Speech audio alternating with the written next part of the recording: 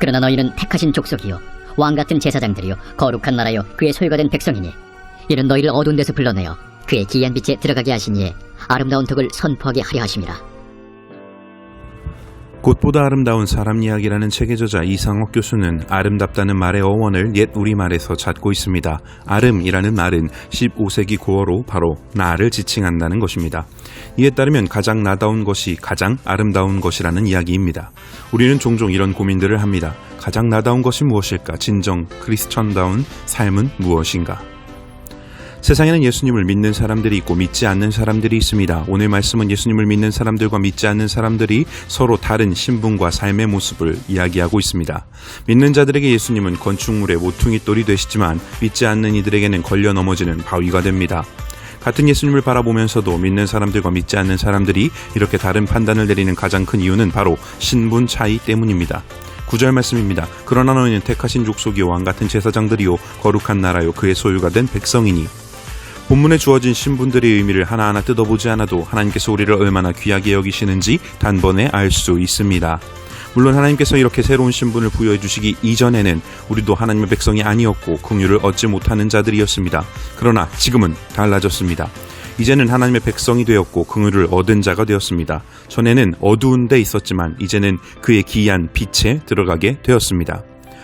이전과 지금을 비교하면 완전히 다른 삶을 살게 된 것입니다. 그리고 이와 같은 신분의 차이는 필연적으로 삶의 차이를 가지고 옵니다. 아주 극단적인 예를 들자면 왕자와 거지의 차이를 이야기할 수 있을 것입니다. 왕자와 거지는 행동 양식, 사고방식, 판단의 근거, 인생의 목표 등이 판이하게 다릅니다.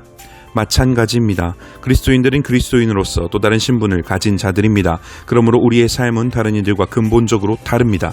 우리는 세상의 사람들과 다른 것을 추구하고 다른 곳을 바라보고 다른 길을 걸어가고 다른 것에 기뻐하고 다른 것에 만족감을 느낍니다. 그렇다면 하나님께서 우리로 하여금 이렇게 다르게 살도록 하신 이유는 무엇일까요? 그 궁극적인 이유가 바로 9절에 있습니다.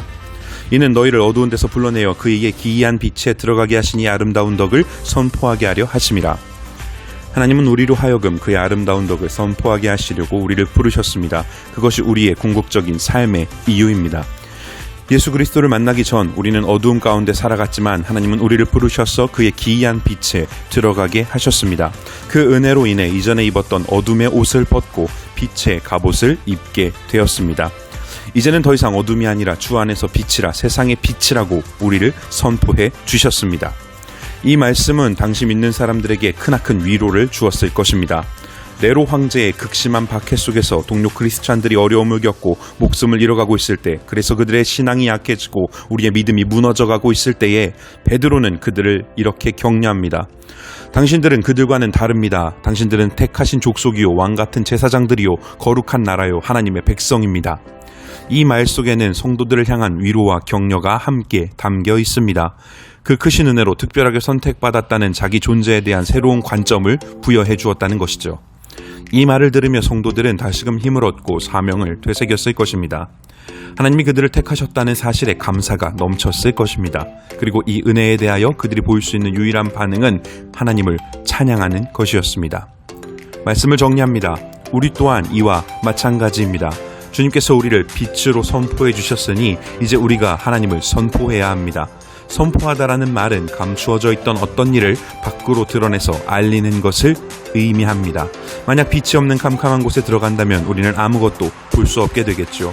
하지만 불을 켜는 순간 모든 것이 선명하게 보일 것입니다. 선포란 그런 것입니다. 세상 가운데 감추어진 놀라운 하나님의 비밀을 하나씩 밝혀서 드러내야 합니다. 그 역할을 하도록 하나님께서 우리를 빛으로 부르셨기 때문입니다. 여러분의 삶이 어두움을 밝혀내고 하나님의 아름다운 덕을 선포하는 데 쓰임받기를 간절히 소망합니다. 앞서 가장 아름다운 것은 가장 나다운 것이라고 말씀드렸습니다.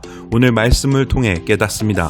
하나님의 아름다운 덕을 선포하는 것이 나를 부르신 하나님 앞에 가장 아름다운, 가장 나다운 인생이 된다는 것입니다. 우리 친구들, 우리의 인생 가운데서, 우리의 삶 가운데에서 하나님께 온전히 나아가고 하나님의 귀한 그 아름다운 능력을, 아름다운 하나님을 찬양하는 저와 여러분 되시길 간절히 소원합니다. 함께 기도합시다. 주님이 나를 부르셨기 때문에 나는 이제 이전에 악한 것에 사는 자가 아닌 하나님의 빛 가운데 사는 사람이 되었습니다. 새로운 신분을 얻었으니 이 새로운 신분으로 새로운 일들을 행해 나아갈 수 있도록 주님 우리의 믿음을 굳건히 붙들어 주시옵소서. 다른 이 세상에 무엇이 나를 핍박하고 괴롭힌다 하더라도 하나님이 나를 빛으로 부르신 그 은혜를 믿으며 선포하며 하나님을 찬양하며 살아가는 우리 약대교회 다드림 친구들 될 수 있도록 하나님의 능력의 손으로 도우시고 인도하여 주시옵소서. 한 주 한 주 어렵게 살아갑니다. 코로나를 이겨냅니다. 주님 이겨내는 우리 친구들의 마음 가운데 능력의 손으로 오셔서 주님 붙잡으시고 붙들어 주셔서 이 코로나 어려운 시기를 기쁨과 감사로 이겨내는 우리 아름다운 친구들 될 수 있도록 우리와 동행하여 주시옵소서. 언제나 우리와 함께 계시는 예수 그리스도의 이름으로 감사하며 기도드렸습니다. 아멘.